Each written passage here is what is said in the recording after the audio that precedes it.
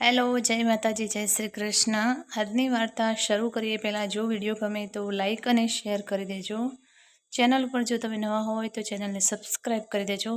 તો ચલો શરૂ કરીએ આજની વાર્તા। દગાબાજ। કોલેજમાં 2 વર્ષથી હું ભણી રહી છું, પણ છોકરા છોકરીઓના મુક્ત સહચાર સામે મને પહેલેથી જ અણગમો, બલકે જુગુપ્સા।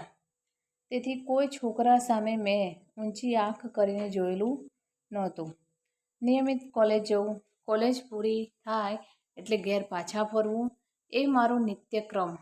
નટખટ, નીતા, ચીબાવલી, ચારુ, મસ્તીખોર, મોના વગેરે સૌ બહેનપણીઓ મને આધુનિક સરસ્વતી કહી મારી મજાક ઉડાવતી, પણ મને તેની પરવા ન હતી। એક દિવસ કોલેજના એક્સ્ટ્રા ક્લાસ ભરી ઘેર પાછા આવતા મારે ઘણું મોડું થયું। વચ્ચે 2-1 કિલોમીટરનો રસ્તો થોડો ઉજ્જડ હતો। મને સ્ત્રી સહેજ ભીતિ લાગી, રખેને કોઈ મને સતાવશે તો। હું ઉતાવળે પગલે ચાલતી હતી ત્યાં બાજુમાંથી મોટરસાયકલ પસાર થઈ। તેના પર મારો સહપાઠી સમીર બેઠો હતો। સુમન, બહુ મોડું કર્યું? તેણે બાઇક થોભાવી પૂછ્યું। હા, એક્સ્ટ્રા ક્લાસ હતા તેથી મોડું થયું, મેં જવાબ આપ્યો। રસ્તે અંધારું છે, કોઈ અવર જવર નથી, તમારી ઈચ્છા હોય તો ઘર સુધી મૂકી જાઉં, સમીરે ઓફર કરી। પહેલાં તો મને સાફ સંભળાવી દેવાનું મન થયું કે મારી દયા ખાવાની જરૂર નથી, હું જતી રહીશ।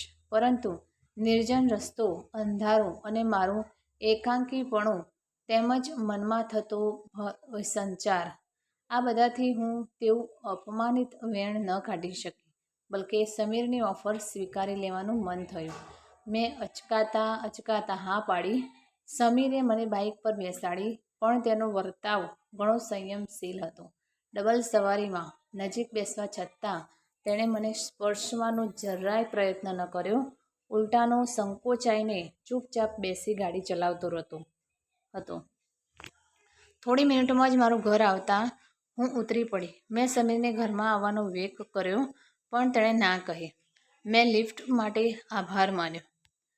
નો મેન્શન કહી તેણે વિદાય લીધી। પછી તો ઘણીવાર મને કોલેજમાં ભેગા થતા, પણ સ્મિતની આપ-લે સિવાય અમારો વ્યવહાર આગળ નહોતો વધતો।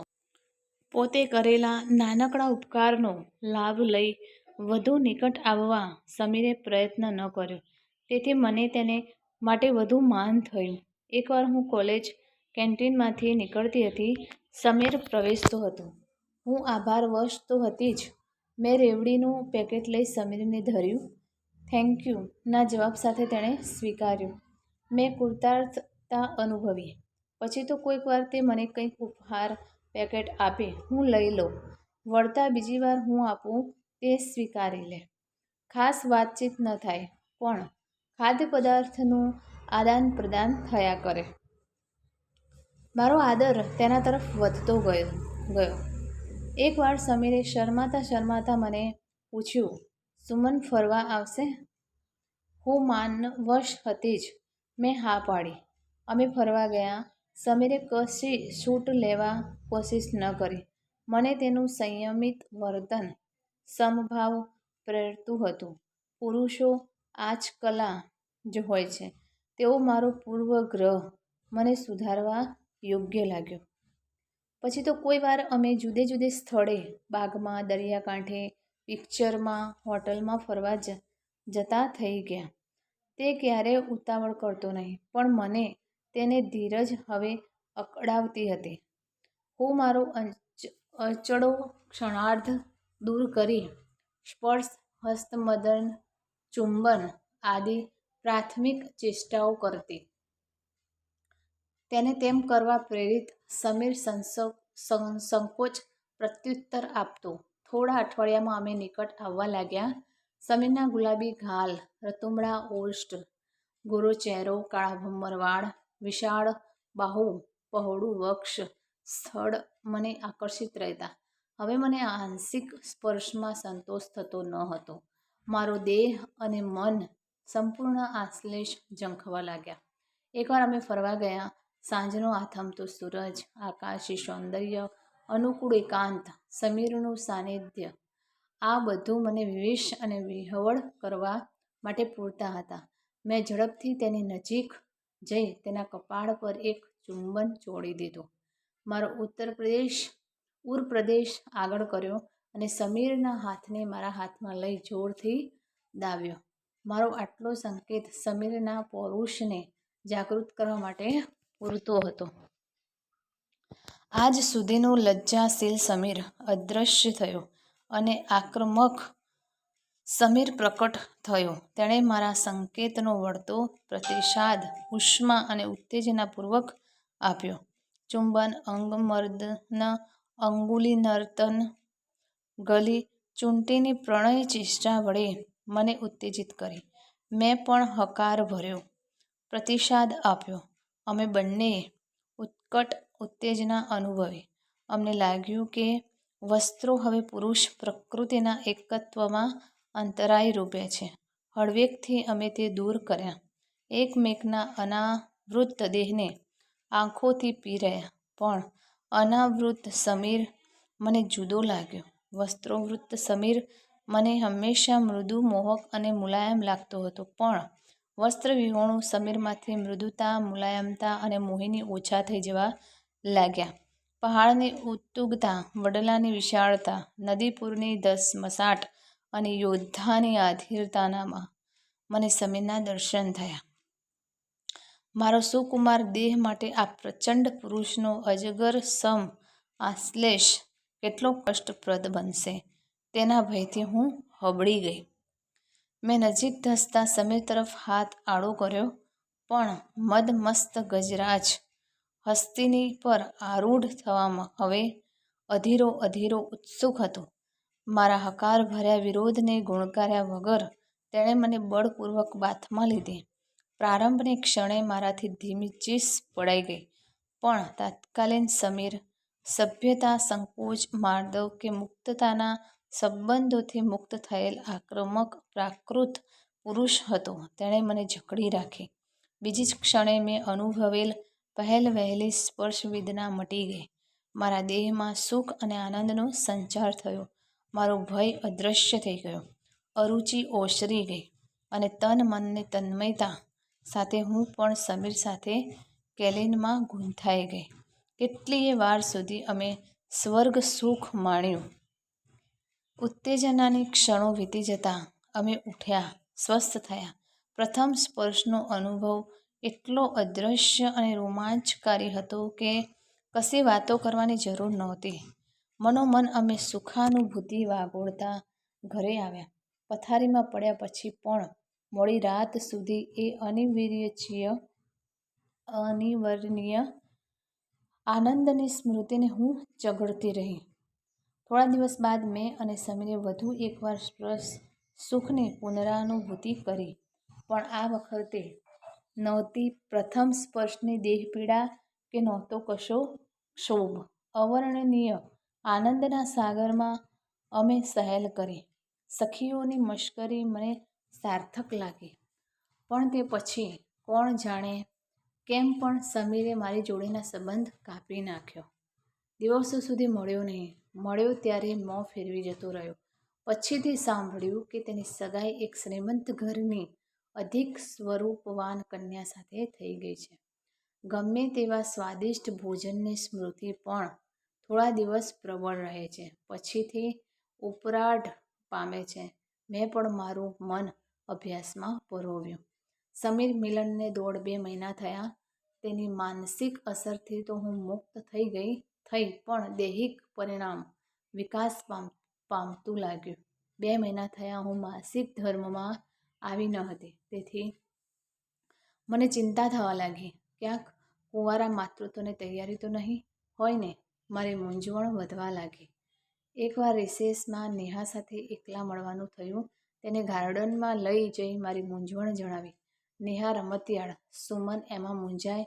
શું માતૃત્વ એમ કાંઈ રેડું નથી પડ્યું ને કે 1-2 વારના પુરુષ મિલનથી મળી જાય? પુરુષ પ્રકૃતિના વારંવારના મિલન પછીથી ઘણાને તે મળતું નથી. ગભરાવાની જરૂર નથી.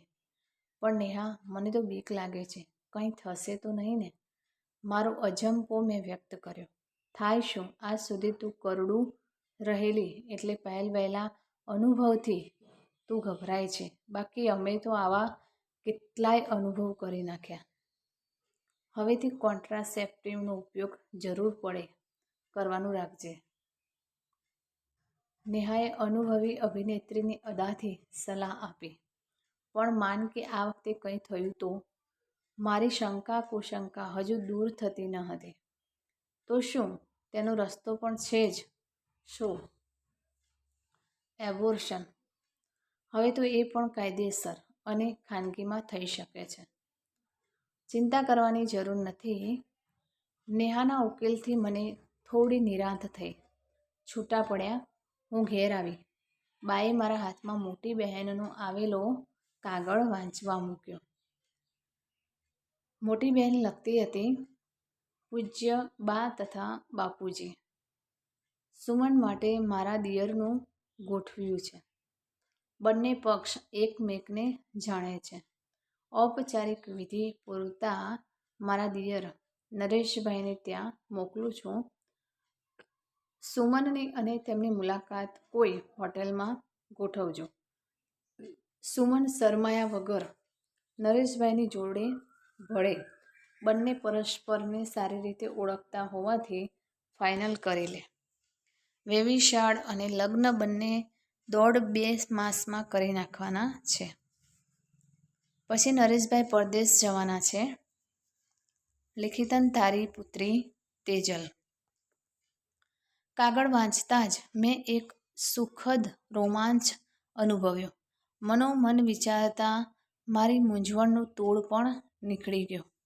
મને થયું કે લગ્ન પછી તો સ્ત્રીઓ નરબ્રહ્મણથી ચૂસાવાનું અને આદમીના સંકોડામાં આશ્લેષાનું છે જ, તો લગ્ન પહેલાં જ તેની શરૂઆત કાં ન કરી દેવી?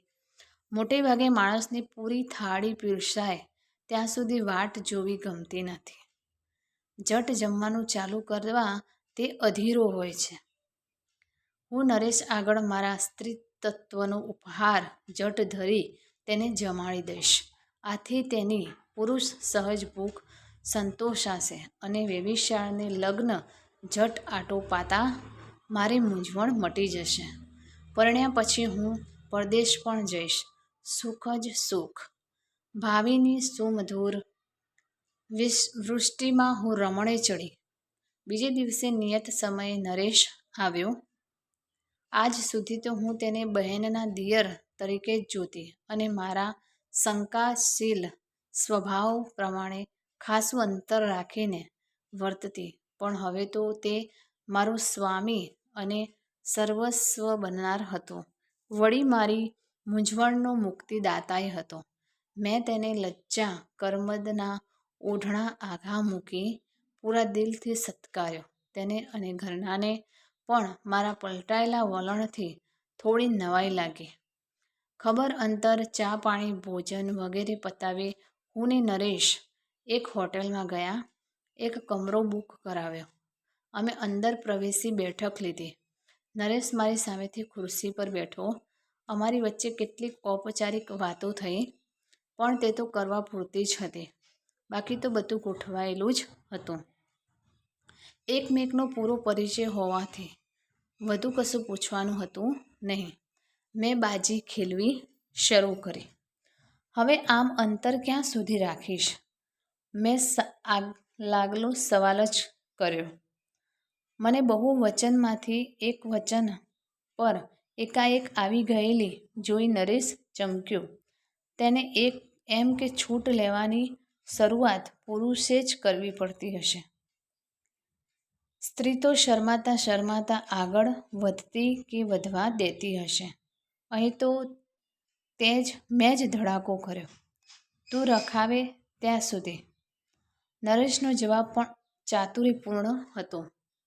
મને તો આડ્ય વાક્ય બિલકુલ પસંદ નથી. આવને, કહેતા ખુરશી પરથી મેં સોફા પર જગ્યા લીધી. નરેશ મારી પાસે સોફા પર આવી બેઠો, પણ તેની બેઠક હજુ પૂરી ભાંગી નહોતી. મારાથી અડધો ફૂટ દૂર બેઠો. અરે જોગીરાજ, મારાથી આટલો બધો ભડકે છે? તો સગાઈ કરવા આવ્યો? શું કામ? કહેતા હું તેની સાવ નજીક સરકી. તેનો હાથ મારા હાથમાં દબાવ્યો. મારી મસ્તીભરી આંખ તેની આંખોમાં પરોવી. નરેશનું યૌવન અબોટ હતું, પણ હું તો 2 વાર ચંપાઈ ચૂકેલી સ્પર્શિતા હતી. મેં 2-3 વધુ પ્રણય તીર છોડ્યા અને મૃગ વિંધાઈ ગયો. નરેશની સંયમ નિયમની પાળો તૂટી ગઈ. તેનામાં રહેલ પ્રાકૃત પુરુષ પ્રકટ થયો. તેણે મને આશ્લેષમાં લીધી.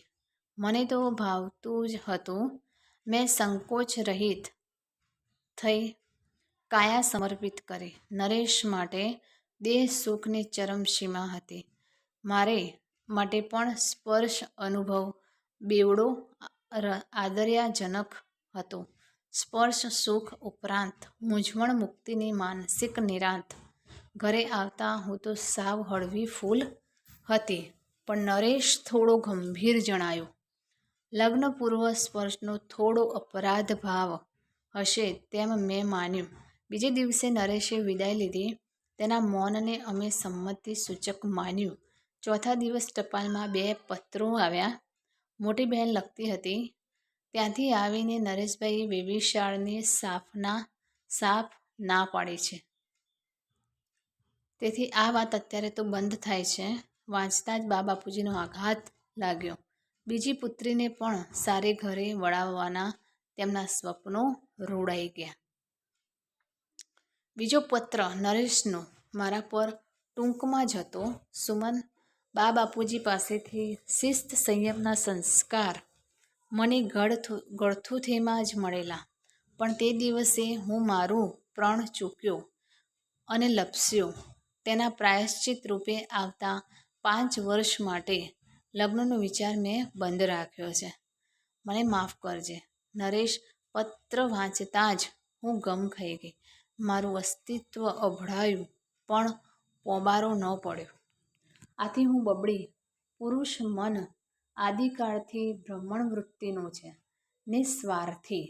સૂર્યએ કુંતીને ભોળવીને ભોગવી, પછી ખસ્તી મૂકી.